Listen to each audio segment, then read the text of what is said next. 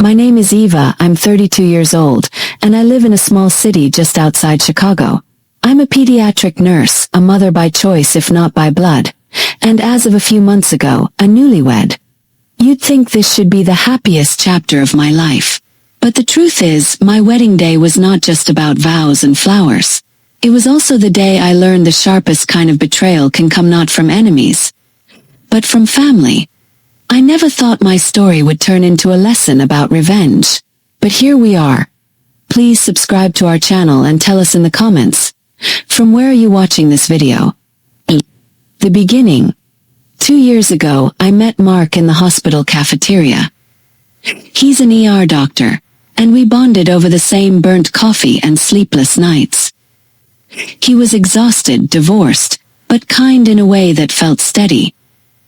He had a 10-year-old daughter, Chloe, who quickly became the light in both our lives. When Mark asked me to marry him, Chloe was the first one to know. She squealed, hugged me so tightly I could barely breathe, and asked if this meant she got 2 moms now. That moment is burned into my memory. Told her yes, always yes. I was marrying not just a man but a family, and honestly I felt lucky. Except, there was Lydia. Lydia is Mark's sister. On the surface, she seemed thrilled about the engagement. She bought Chloe's flower girl dress. She gave me a bracelet, her grandmother's heirloom, as a welcome to the family gift. She even helped with decorations.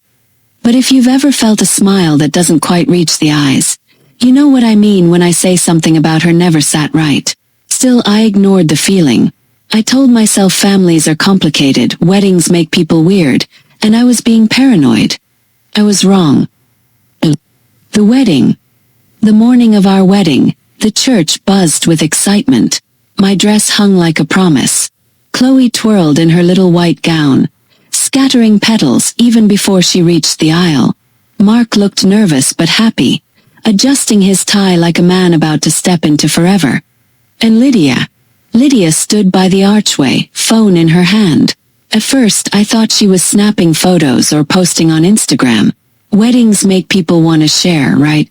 But her phone never left her hand. Her thumb moved too quickly, her gaze too fixed. When I finally walked down the aisle, Chloe ahead of me, my heart nearly burst. The ceremony was beautiful. Our vows were shaky but real. When Mark kissed me, the applause felt like music. I thought I was the luckiest woman alive. At the reception, laughter filled the room. Chloe gave a little toast that had everyone in tears. She called me Mom Eva for the first time in public, and I thought my knees would give out from happiness. But Lydia, she barely looked up from her phone. And when she did, her gaze wasn't at me or Mark. It was locked on Chloe. She kept angling her phone toward her, whispering as if narrating to someone who wasn't there. I didn't understand it then. I thought maybe she was texting Rachel, Mark's ex-wife, but brushed it off. Rachel wasn't part of our lives anymore. Why would she care? The whisper. Later that evening, my cousin Clara leaned close to me, her voice hushed. Hey, random question. Did you know Rachel was watching? Froze. Rachel who? She gave me a look. Rachel. Mark's ex Lydia had her on live stream the whole ceremony. She was commenting about how grown-up Chloe looks. I just assumed you all were close. My stomach dropped. Cement filled my lungs. No, I said flatly. We are not close. Clara's eyes widened. Oh, I thought maybe it was planned. Lydia seemed happy about it. I excused myself, fled to the bathroom, and stared at my reflection under the harsh light. I could still hear Chloe's little toast echoing in my ears. Lydia had live-streamed it. Rachel. Without telling me. Without telling Mark. Without a shred of respect for our privacy. Every vow, every kiss, every promise that belonged to us, delivered straight into the hands of the woman who had tried for years to manipulate Mark through custody battles and poison Chloe against me. It wasn't just betrayal. It was invasion. The discovery. That night, after the guests left and the last candles burned low, I told Mark. His face went pale. He yanked out his phone, opened social media, and there it was. Rachel had posted screenshots. Our wedding, Chloe's toast, the kiss. My husband slammed his phone down on the table, trembling. She did what? His voice was a whisper and a roar all at once. He pressed his palms to his eyes, muttering, "I'll kill her." But I shook my head. No, not like this. Because here's what I knew. Yelling at Lydia would give her exactly what she wanted. Making a scene would just turn me into the villain. Revenge, if it was coming, had to be quiet. Had to be planned. That was the night I decided I wouldn't just let this go. A shift. The next morning Lydia texted me. "Wasn't it a beautiful day? Chloe looked adorable. I'm so glad Rachel got to see her." That was the line. The mask pulled off. She wasn't hiding it. She was proud. I stared at the message, my hands shaking. My chest burned, not from sadness anymore, but from something colder. Lydia thought she was clever. She thought she was untouchable. She thought she could weaponize my wedding, my daughter, my happiness, and walk away smug. She had no idea who she was dealing with. 'Cause the truth is, I don't fight loud battles. I fight the kind of battles where, by the time my enemies realize what I've done, it's already too late. And that was the moment I began plotting my revenge. The aftermath. In the days after the wedding, Mark and I should have been on our honeymoon. We should have been sipping cheap champagne in a beach town, laughing about how Chloe had danced until she fell asleep under the table. Instead, we spent our first week of marriage staring at screens, watching Rachel repost pieces of our wedding like she owned them. Every picture carried comments. "Chloe is beautiful, just like her real mom. Poor Rachel, imagine being replaced like this. This woman, Eva, will never be her mother." It wasn't just embarrassing, it was cruel. Those comments would never have existed if Lydia hadn't handed Rachel the keys to our most sacred moments. Mark was furious but also broken. I could see it in the way he rubbed his temples, in the way he avoided phone calls from colleagues who had seen the posts. "This isn't what I wanted for you," he whispered one night, holding me like I might break. I wanted to tell him I wasn't broken, that I was something else entirely now, something colder. Lydia's excuses. A week later, we finally confronted Lydia. Not in person but over video call. Chloe was with her grandparents for the weekend, and I refused to let her hear this. Mark opened the call. His voice steady but shaking at the edges. "Why would you bring Rachel into our wedding? Why would you do that to Chloe? To us?" Lydia blinked innocently, all wide eyes and faux shock.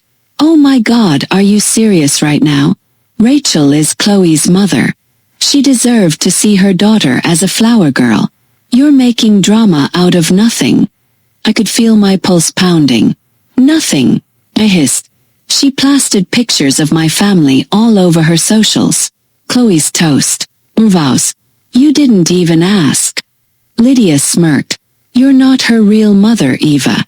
Maybe calm down before you forget your place." It was like someone struck a match inside me. But instead of exploding, I went very, very still. Because that was the moment I knew exactly how to destroy her. Quiet preparation. See, Lydia had a reputation in the family. She was the golden sibling. Always charming, always favored. But beneath the shine was rot. Unpaid debts, impulsive spending, schemes that fizzled out. I had ignored it before because I wanted peace. But now, peace was off the table. So I started watching. I noticed how Lydia bragged on Instagram about a business venture selling skincare products. Expensive ones with questionable reviews. I saw her post photos of herself at boutiques, buying handbags I knew she couldn't afford. And I paid attention when Chloe accidentally mentioned how Aunt Lydia cried because her credit card didn't work at the mall. Mark didn't want to hear it at first. "Eva, I don't want to stoop to her level." But I looked him in the eye and said, "This isn't stooping. This is protecting Chloe. This is making sure Lydia never has the power to hurt her again." He didn't argue after that. The first crack. The next time Lydia came over, I was ready. She strutted in, acting like nothing had happened. She kissed Chloe on the cheek, handed her a cheap toy, and glanced around our home like she was judging the furniture. "Wow, you two really splurged on this place," she said, sipping the wine I had offered. "Rachel said she was surprised you could even afford it on a nurse's salary, Eva." I smiled sweetly. "Oh, we manage. Unlike some people, we don't spend money we don't have." Her smile faltered for a second. Just a second. But I saw it. And I knew she was hiding something. Digging deeper. Over the next month I gathered proof. Quietly, carefully. Bankruptcies filed under her name. Lawsuits threatened but dropped because she had settled privately. A series of angry reviews from women who had bought her skincare kits and never received them. The deeper I dug, the uglier it got. Lydia wasn't just careless. She was running something that looked very close to a scam. And the best part, she was sloppy. She kept screenshots, receipts, and emails in her cloud. Public folders she thought no one would ever check. I didn't hack anything. I didn't have to. She sent me access by accident when she shared photos of Chloe, forgetting that the link gave me a window into everything else. It was all there, like she had gift-wrapped her own destruction. The boil over. It all came to a head at Sunday dinner. Mark's parents had invited us, Lydia included.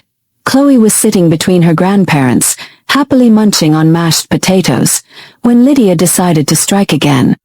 "So," she said loudly, "did you two see Rachel's new post? She finally got those professional photos of Chloe framed. Honestly, she's way more polished than Eva's sad little DIY wedding album." The table went silent. Even Mark's parents looked uncomfortable. I didn't flinch. Instead, I leaned forward, smiled sweetly, and said, "Funny you mention Rachel's posts, because I've been looking into yours, Lydia. And wow, so many women online seem to think you stole their money. Do your parents know their darling daughter has been running a pyramid scheme?" The color drained from her face.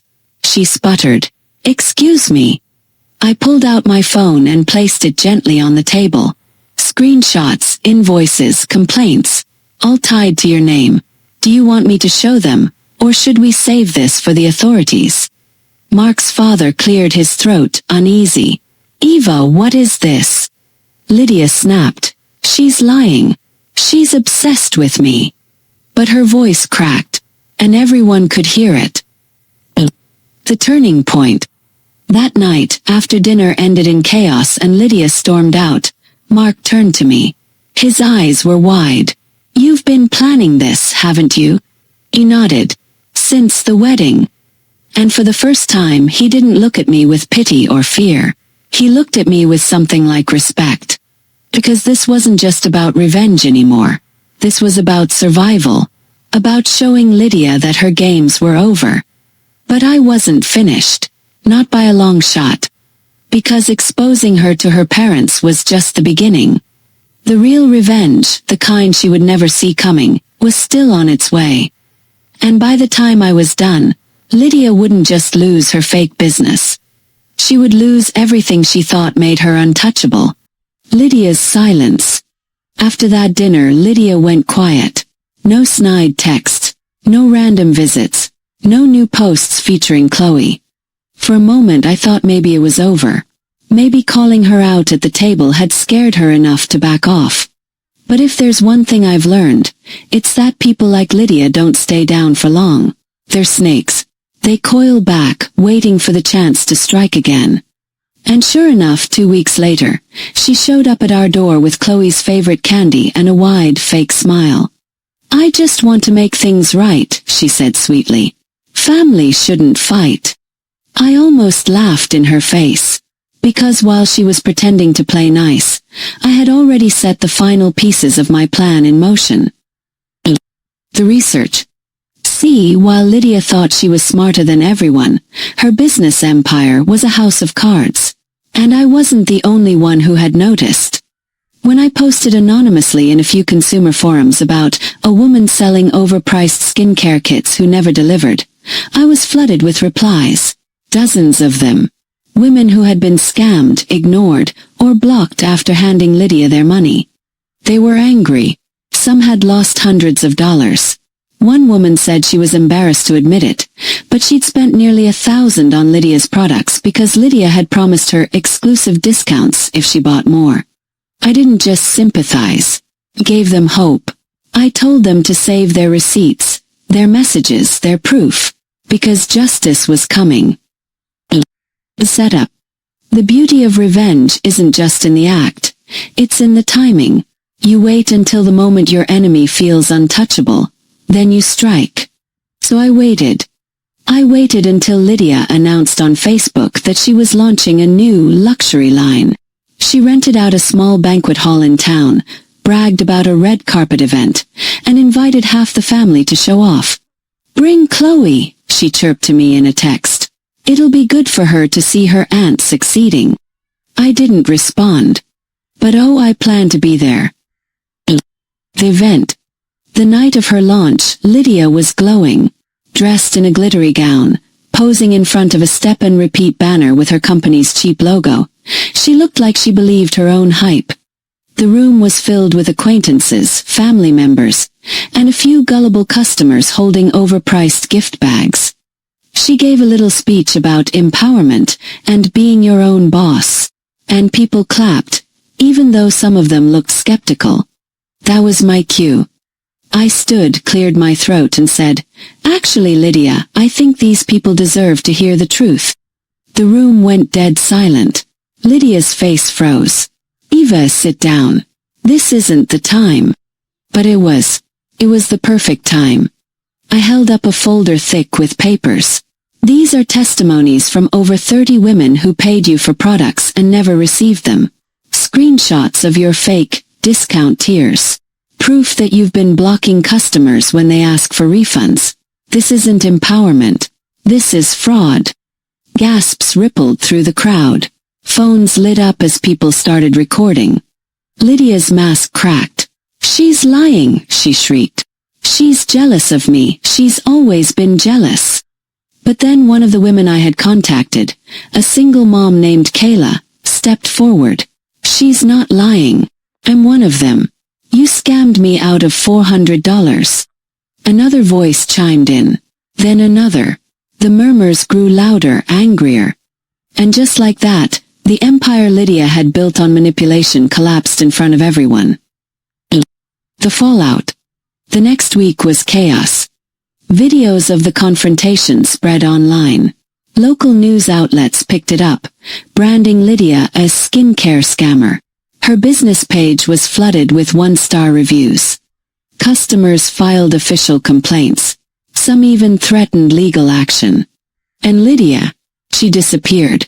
She stopped showing her face around town, stopped posting, stopped trying to play the golden child. The woman who had once sneered at me for not being Chloe's real mother had been reduced to whispers and shame. And I had done it all without raising my voice, without breaking the law. I had simply exposed her truth. The aftermath at home. One evening after the dust had settled, Mark sat beside me on the couch. Chloe was asleep upstairs, her little stuffed bunny tucked under her arm. "You know," he said quietly, "I didn't think I wanted revenge. But watching you, think you were right. Someone had to stop her." I looked at him, searching his face for judgment, for fear. But all I saw was admiration. "She'll never hurt Chloe again," I whispered. And I meant it. Because it wasn't just about protecting my family. It was about reclaiming my place. About proving that being a mother isn't about biology. It's about who stands up, who protects, who fights. And I had fought. Lydia's last attempt. Months later, Lydia tried to reach out. A pitiful message popped up in my inbox. "You ruined my life. I hope you're happy." I stared at it for a long time. Then I typed back one sentence. "I didn't ruin your life, Lydia, you did." And I blocked her. Closure. Life slowly returned to normal. Mark and I focused on our marriage, on raising Chloe in peace. We rebuilt what Lydia had tried so hard to shatter. But sometimes late at night, I still think about that moment at her launch event. The silence, the stares, the way Lydia's voice cracked when her lies unraveled. It wasn't joy I felt. It wasn't triumph. It was justice. And justice, when it comes to family betrayal, is the sweetest form of revenge.